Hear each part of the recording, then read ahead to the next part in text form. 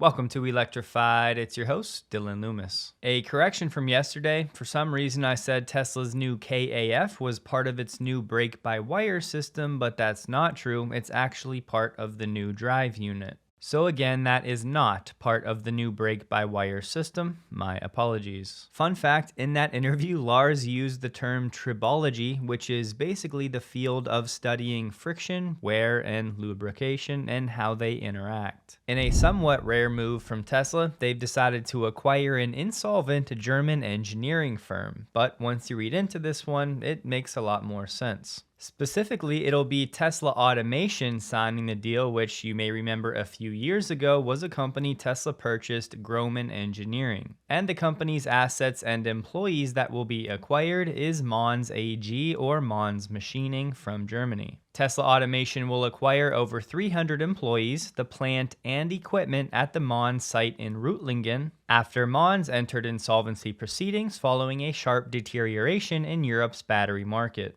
The terms of the deal and a purchase price have not been disclosed. It should be noted this transaction is not yet a done deal, as it will still undergo review. About 100 employees from Mons are going to lose their jobs and will not be transferred to Tesla Automation. It's been a while, so just remember that Tesla Automation is really the special sauce for Tesla when it comes to machine that builds the machine. This tech and engineering arm for Tesla really specializes in designing and actually manufacturing this highly automated production equipment, which is ultimately used by Tesla to make its cars and batteries. So this is the group that is largely responsible for making Tesla's state-of-the-art machinery for its factories. One specific example, they actually developed that specialized equipment to wind carbon sleeve rotors for certain electric performance motors for Tesla. They also helped to create production lines for certain powertrain components like those electric motors and other systems for assembling vehicle parts like the doors and roof seals. Shifting to Mons, this company's been around for almost 40 years and they've been in the same field, really advanced manufacturing technology. And even better, it's been largely in the field of electric vehicles, battery production, and the accompanying electronics. Mons AG is best known for laser processing, wet chemistry, and digital printing tech. And a fun fact, they also produce electronic components for solar modules. But again, the core focus of Mons really has been on automation for battery production technology. And Mons did work with companies like Daimler and BMW, and as far as I can tell, it seems like they were a pretty respected name in the high-tech engineering world, but financially they were not so successful and maybe expected that industry to ramp faster than it did. So from an outsider's perspective, it seems like a great deal from Tesla. The three main things they'll be walking away with: those 300 employees, and then some tangible assets like the machines, and finally, the use of that Mons property in Reutlingen. There really isn't any public information about how many employees Tesla Automation had prior to the acquisition. Back when Tesla's acquisition of Groman Engineering happened back around 2017, they had about 800 employees and they had plans to add 1,000 jobs in the coming years. But ever since then, there really hasn't been any specific reporting on those numbers. But the simple takeaway, Tesla now has a bit more engineering talent for the machine that builds the machine. The Tesla China weekly number came in at 6,900. Comparing that to the same week in quarter 4, that number was 16,700. Thus, quarter over quarter, Tesla China is down 43.2%. If you're new, yes, that's a foolish comparison inherently. Comparing to the same week in quarter 1 last year, that number was 10,800. So year over year, Tesla China is down 11.4%. The breakdown for this week was over 6,500 Model 3 and only 350 Model Y, meaning this week could be the trough for Model Y sales as Tesla goes through the changeover to the new version. Speaking of sales and declines, well, there's plenty of reporting out there about Tesla sales getting cut in half across Europe in January this year. As I said on X, it is quite frustrating because I found at least 3 sources with these headlines that in their articles did not mention one word about the changeover to the new Model Y. But let's just focus on the data. We got the report from the ACEA. Now, overall car registrations across all of the EU for January were down 2.6%. That's comparing January this year to January of last year. When it comes to full BEV sales, though, across all of the EU, that number was up 34% year over year. Meaning EVs made up a 15% market share for the month, which was up from just 10.9% in January last year. So the overall auto market is down, but the share of BEVs is up. And look, it's just 1 month, so we're not going to go crazy here, but I do think it's important to understand what's going on here. Across all of the EU, for last January, they registered over 92,000 full EVs, and the number for this January was over 124,000. And the top 3 countries in terms of BEV registrations, Germany, France, and then Belgium in third. And for Tesla, just know 2025 is the column on the left and 2024 is on the right, which means Tesla's market share is down to 0.9% from 1.8% last January. Registrations across the EU are down to 7,500 from 15,100 last January, which is why these publications are saying Tesla sales are down 50% across the EU. But remember, on Tesla's Q4 call, they literally told us in Q1 they're going to lose at least a few weeks of production thanks to the changeover of the new Y. So my point, this is absolutely to be expected for the entirety of Q1, and it just blows my mind that we have any publications not even mentioning that at all. It's incredibly misleading and disingenuous. And listen, as I've said, sure, Elon's politics is having some negative effect across the EU, I'll give you that, but it's not a 50% type of effect. So just hear me right now, be patient throughout Q1 and into Q2, and then we'll see what's really going on when things levelize a bit into Q3 and Q4. We will, of course, come back to this data later into Q1 when we actually have more than 1 month of data, but I wanted to add that context to all of these headlines that are out there today. I'm guessing many of you have done the following: created a Tesla account, entered your address to an app for food delivery, used your credit card on Amazon, allowed location services on your cell phone. If any of that is you, your personal information is out there for the growing list of hackers and data brokers to get access to. I really don't know why more people aren't aware that the size of the data broker industry is over $250 billion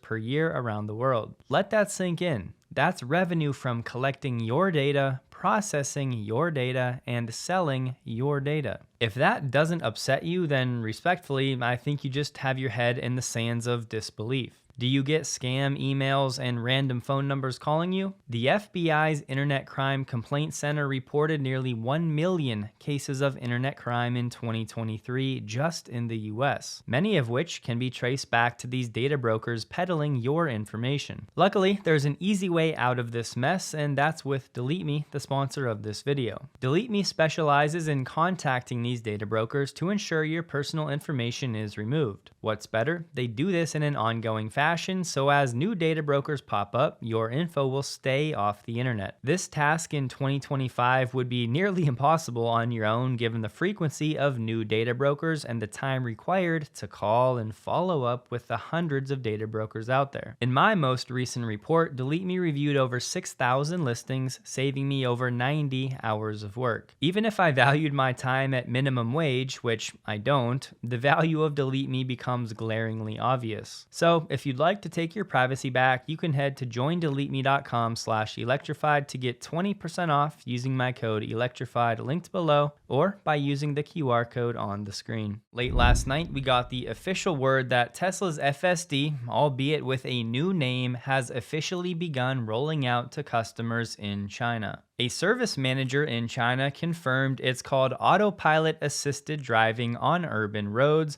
but it can be understood as FSD in China. Just know initially there may be some limitations on where this technology will work across China. James Dauma said Tesla releasing FSD into China without local training is a testimony to the strength of the driving model. I'm surprised that this is possible today. Bravo. To that, Elon said again, "We just used publicly available video on the Internet of Roads and Signs in China and used that to train in simulation." Replying to Elon, James Douma said, "Being able to do that well enough to release FSD in China is really impressive. My hat's off to the Tesla AI team." Now, I know people out there are thinking, wait, if Tesla can launch this with just video from the internet, doesn't that mean other companies can just do something similar? Well, to that, my answer is no. I've already covered the limitations of using simulation data alone in a past episode, so for now, just know that without a world foundation model like Tesla has, which is a genuine understanding of the real world from billions of miles of real world video scenarios and outcomes, a model without that is going to lack that level of foundational truth to ultimately use as a benchmark in testing. It's taken Tesla a huge fleet with many software and hardware iterations and different training techniques to develop this ground truth model. And without that, there's no chance Tesla is launching FSD features in China on simulated data alone, especially videos from the internet. It's because Tesla's foundational world model is so advanced that it only requires a bit of video footage from the local Chinese roads to adapt it to that environment. Now sure, over time, sim data will become more helpful, but this notion that other companies can just use simulation data to catch Tesla without any real-world training or model fine-tuning over years is a bit ridiculous in my opinion. I do want to be clear though, Tesla's lead toward generalized autonomy is much smaller in China than it is in America. Ray for Tesla said one of the tester's initial impressions was it's more human-like, smooth, and confident compared to other similar Chinese systems. Tesla's system is also capable of self-correcting if missing turns or a planned route where other systems may be hesitant. Another Chinese blogger said Tesla's FSD unexpectedly went live today and it behaves better than I anticipated. Its core capabilities are impressive with no strict operational design domain limitations. Some owners have successfully used it in underground parking lots, set random destinations without issues, and executed U-turns flawlessly. Features we've been testing and gradually rolling out. What's remarkable is this has been achieved without a large-scale test fleet, without an extensive local development team, and possibly even without concentrated local training data. The failures that some media outlets predicted being unusable or causing frequent accidents simply have not happened. The driving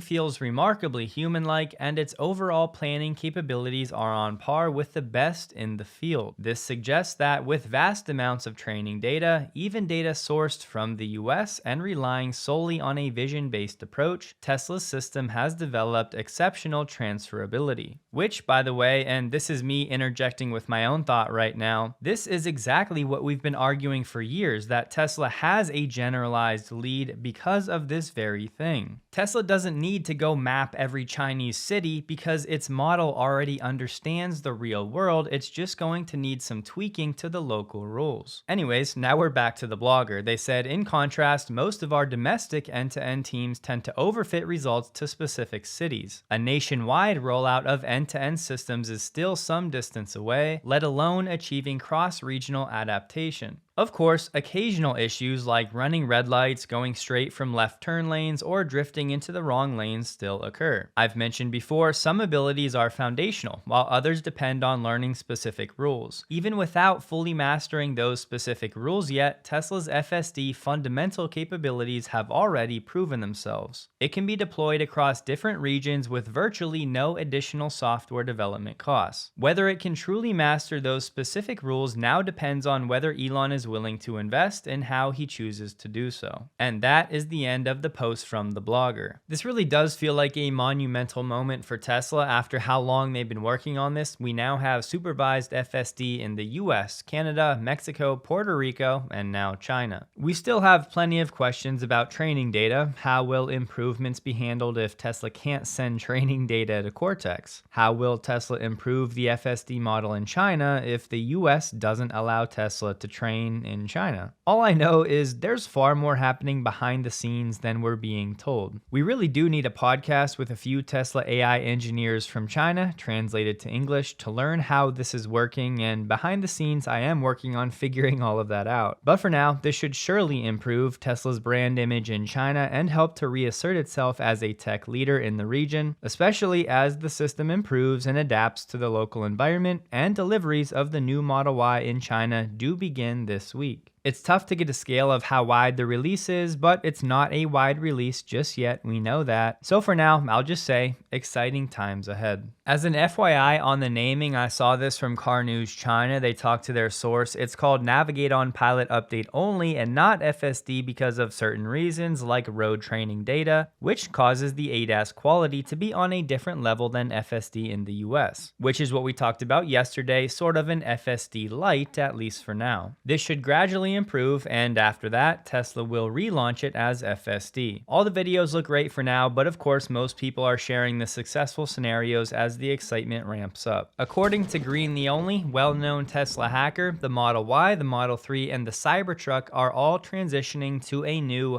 5G capable modem. It's likely the upgraded modem will be integrated into newly manufactured vehicles as supplies become available. This was found in Tesla's EPC, Electronic Parts Catalog.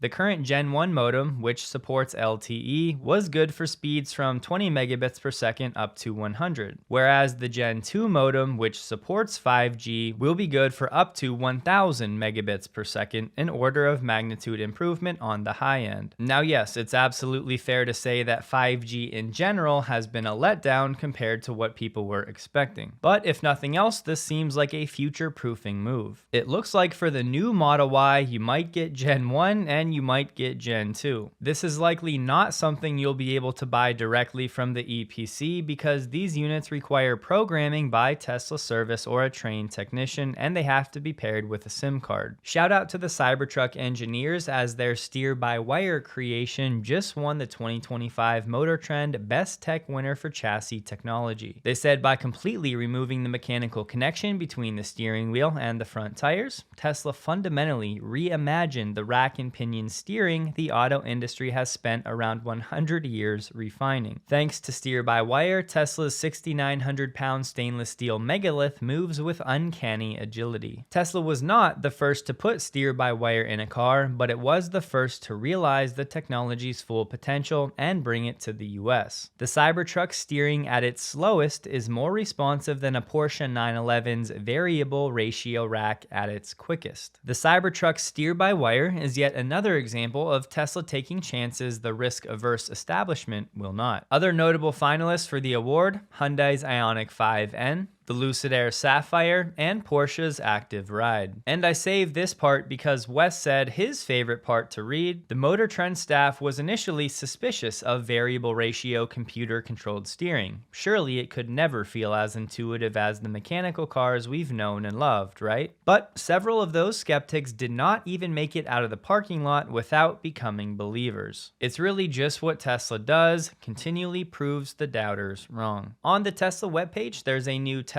Assist feature using AI as a chatbot. Sadly, it's not ready to leak any new information. But Jose from Tesla said you can ask to drive the Model Y and it will schedule an appointment automatically. The Las Vegas Police Department just got a donation from an anonymous person of 10 Cybertrucks for its fleet, and all of them will be made to look like patrol and SWAT cars. The sheriff himself said these are bad.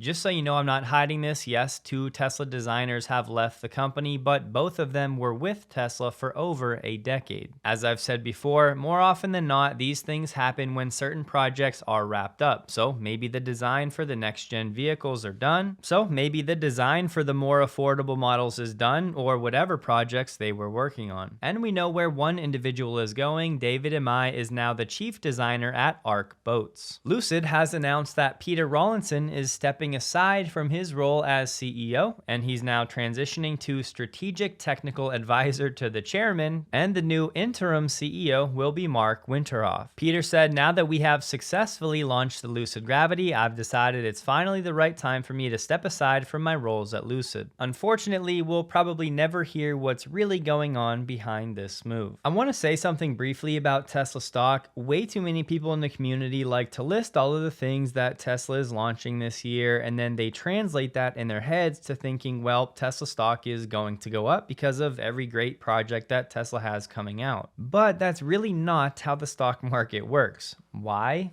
Well, think about it. The market already knows about all of these things. It's not like we have some inside information. And sure, there may be some small boost to Tesla's stock price as these projects launch, as it'll be confirmation that they're on time. But as I've said many times, for Tesla stock to do what everybody wants it to do, two things have to happen first. The macro and all of the economic data needs to be on solid ground, and right now it's just not. And two, Tesla needs to start printing profits again, which it's also not doing right now, and it likely won't do in the Q1 financials either. So yes, I agree, Tesla has a very exciting product roadmap for 2025 and beyond, but just one example, when it comes to Tesla launching unsupervised in June, the market already knows about that and has priced that in to some degree. As I said on X last night, when Tesla was at 330, I said if it goes below 325, we're likely going below 310, which is the $1 trillion market cap level, and it took less than 12 hours. So as I said, the 270 range for Tesla is squarely on the table, and below that is certainly in play as well. So what happened today, you ask? Well, per the usual, it's multiple things. First of all, the volume for the day was 82% higher than the average, and you can see most of the Tesla stock drop happened at the beginning of the day, which typically means institutions are involved. As I've been saying, the macro picture is not great, whether it's the Richmond manufacturing data or the Philadelphia Fed's outlook or Trump's policies starting to take hold. By that, I mean we should be expecting short-term contractions from things like layoffs and tariffs, and then that growth won't happen until maybe 2026 and thereafter. There's still uncertainty when it comes to the wars around the world.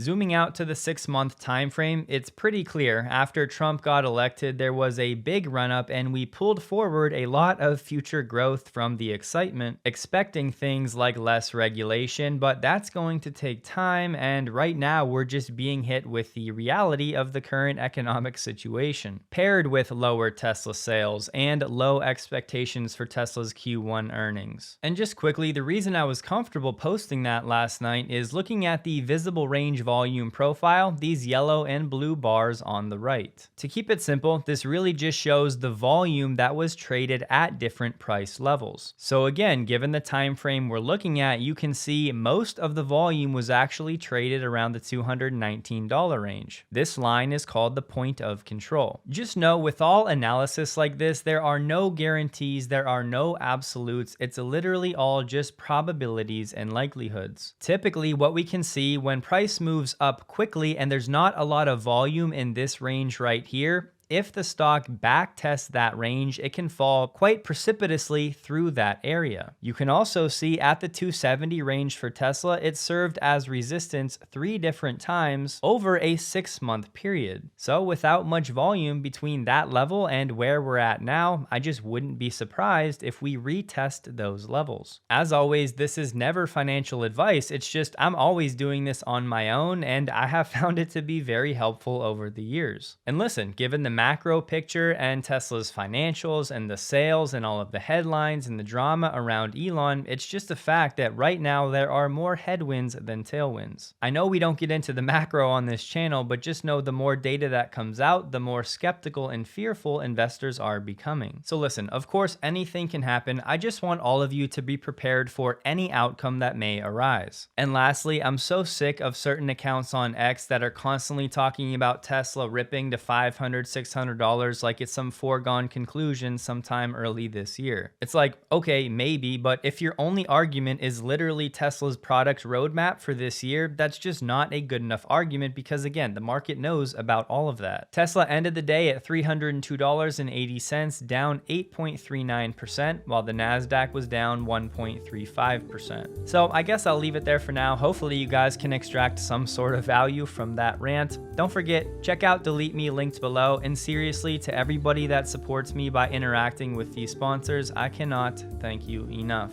Hope you guys have a wonderful day. Please like the video if you did. You can find me on X linked below, and a huge thank you to all of my Patreon supporters.